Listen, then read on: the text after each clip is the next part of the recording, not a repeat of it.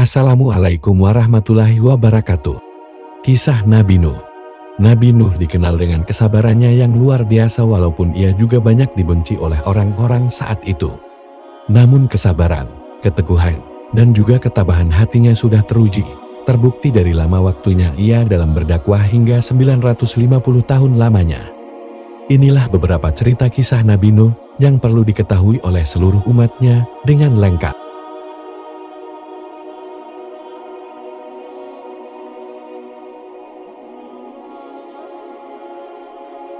1. Dari patung berhala. Nabi Nuh diutus oleh Allah ketika ada kekosongan di antara dua rasul yang saat itu dibiarkan begitu saja. Sehingga ajaran yang telah dibawa oleh Nabi yang sebelumnya pun dilupakan oleh banyak orang saat itu. Ketika ajaran agamanya ditinggalkan, para manusia pun kembali melakukan dosa, misalnya melakukan maksiat, meninggalkan segala macam amal baik, dan melakukan segala macam kemungkaran. Pada masa fatrah itulah, Nabi Nuh juga memperoleh wahyu akan kenabiannya untuk memberi ajaran Islam pada manusia oleh Allah Subhanahu wa Ta'ala. Pada zaman tersebut kaum Nabi Nuh juga tidak menyembah Allah, tetapi mereka menyembah patung berhala yang jelas-jelas dibuat oleh manusia dari kaum Nabi Nuh tersebut. Beberapa patung yang sudah disembah itu juga sudah dipercaya akan memberi banyak manfaat dan kebaikan. Bahkan mereka percaya patung-patung berhala itu bisa menolak segala macam bala atau keburukan yang terjadi di kehidupan sehari-hari. Dari kepercayaan kaum Nabi Nuh tersebut, patung berhala yang sudah dibuat diberi nama dari nama ulama yang hidup di zaman sebelumnya. Alasannya adalah untuk mengenang jasa dari ulama-ulama tersebut dan semangat untuk beribadah dari umat yang terdahulu. Nama-nama patung yang dibuat oleh kaum Nabi Nuh yang belum kenal dengan Allah diantaranya yaitu Wat, Yatub, Suda, dan Nasr. 2. Ketika Nabi Nuh berdakwah. Pada masa dan kondisi dari para kaum yang mempercayai patung-patung berhala tersebut, maka Allah mengutus Nabi Nuh untuk meyakinkan mereka supaya mereka mau mengikuti ajaran Allah dan tak lagi menyembah patung berhala tersebut. Nabi Nuh juga mempunyai kemampuan yang luar biasa dalam melakukan argumentasi dengan orang lain.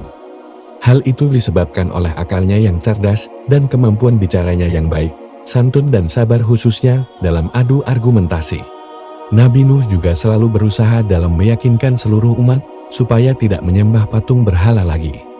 Ia juga mengajak mereka agar kembali ke jalan Allah. Ia juga tidak menyerah untuk membuat kaumnya sadar sehingga selalu melakukan berbagai macam cara untuk berdakwah.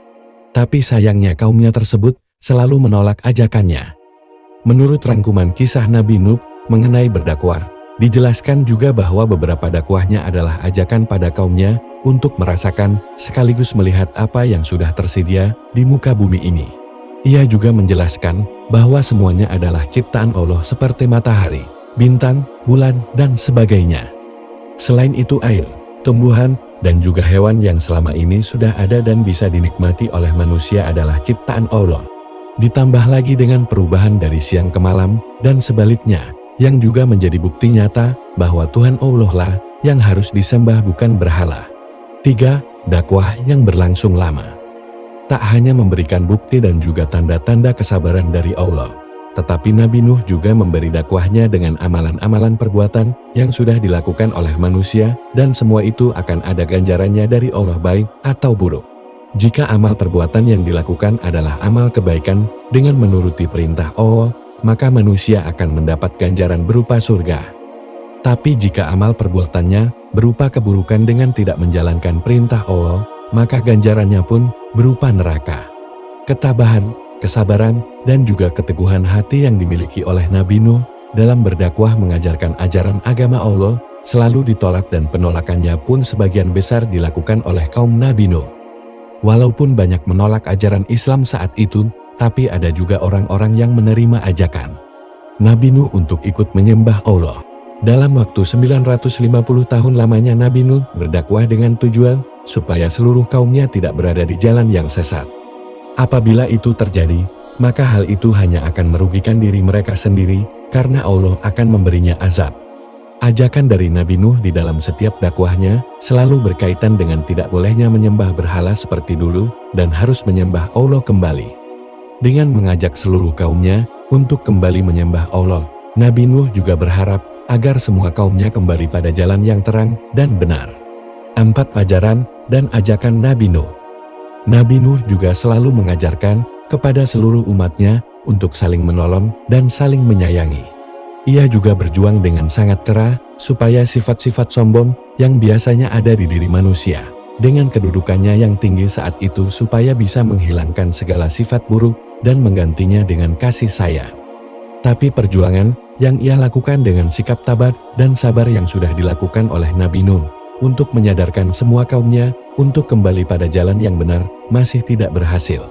Kebanyakan kaumnya masih tidak percaya dengan ajakan dari Nabi Nuh tersebut untuk selalu beriman pada Allah dan menyembah Allah. Hanya ada sebagian manusia saja yang saat itu untuk menerima ajakan dari Nabi Nuh, itu pun jumlahnya tidak sampai 100 orang. 5. Nabi Nuh membuat kapal. Perahu Nabi Nuh.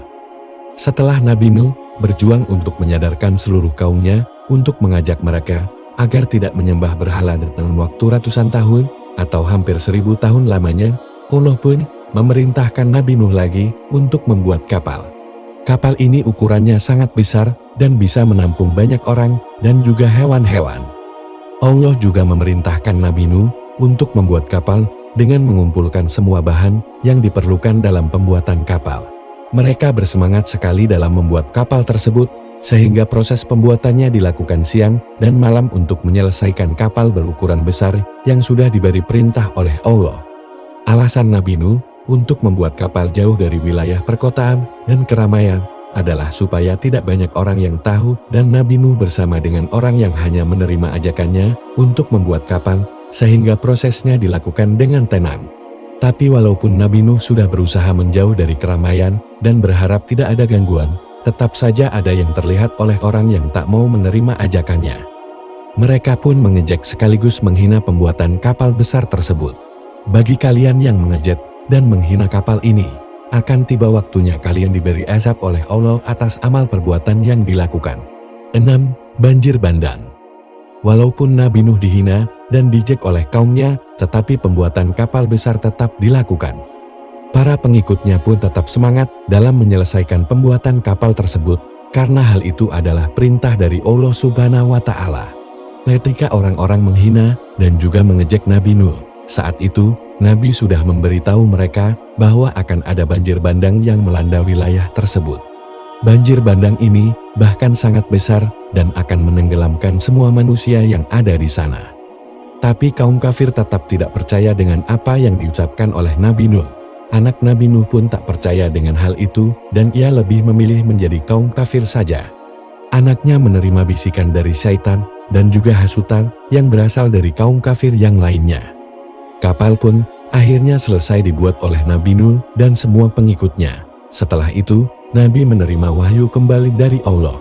Allah memerintahkan Nabi Nuh untuk bersiap dan menunggu tanda-tanda perintah dari Allah. Jika sudah muncul tanda-tanda perintah itu, maka Nabi Nuh harus segera mengangkut semua kaumnya dengan kapal. Jika sudah muncul tanda-tanda perintah itu, maka Nabi Nuh harus segera mengangkut semua kaumnya dengan kapal. Bawa juga 2 pasang manusia atau hewan dari bumi, kemudian berlayarlah dengan kapal tersebut atas isinya. 7. Kapal Nabi Nuh. Kapal Nabi Nuh. Setelah wahyu itu diterima oleh Nabi Nuh, maka Nabi pun menunggu hari di mana banjir bandang tersebut akan tiba. Dengan hujan yang turun sangat lebat, maka hal itu menjadi tanda-tanda banjir bandang akan terjadi. Sebelum banjir bandang ini terjadi, Nabi pun mengajak seluruh pengikutnya untuk langsung naik ke kapal. Sampai tiba waktunya, hujan pun turun dengan derasnya.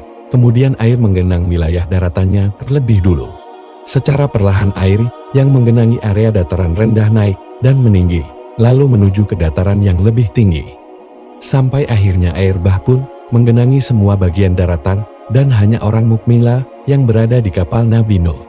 Ditambah lagi dengan pasangan makhluk hidup yang ada di bumi yang juga berhasil diselamatkan dari air bah yang saat itu sudah membuat seluruh dataran tenggelam. Kapal Nabi Nuh pun mulai berlayar kembali dan berhasil melewati air bah tersebut dengan baik. Ketika sedang berlayar, terlihat orang-orang kafir yang dulu tidak mau mengikuti ajakan Nabi untuk menyelamatkan diri mereka supaya tidak terbawa oleh air bah yang lebih jauh lagi dari area tersebut. Saat Nabi Nuh sedang berlayar di bagian tengah air bah, Nabi pun melihat anaknya yang juga ikut menolaknya. 8. Banjir bandang surut. Kan'an nama anaknya itu, terlihat oleh Nabi timbul dan tenggelam di tengah air bah, karena ia menerima azab dari Allah, dari perbuatan yang dilakukannya. Banjir bandang pun menenggelamkan kaum-kaum yang zalim pada Allah termasuk anak Nabi yang juga meninggal, karena belum beriman dan tidak mengenal Allah.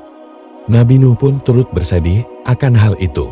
Tiba-tiba banjir bandang pun surut yang awalnya memiliki air yang banyak tiba-tiba surut dengan cepatnya, karena diserap langsung oleh bumi. Sesudah air bah itu surut kapal pun ikut berhenti di Bukit Jodi. Lalu orang mukmin dan pasangan makhluk hidup lain di dalam kapal itu turun dari sana, dan mereka benar-benar selamat dari air bah. Jadi itulah kisah tentang Nabi Nuh alaihi salam. Sampai jumpa lagi di kisah selanjutnya. Wassalamualaikum warahmatullahi wabarakatuh.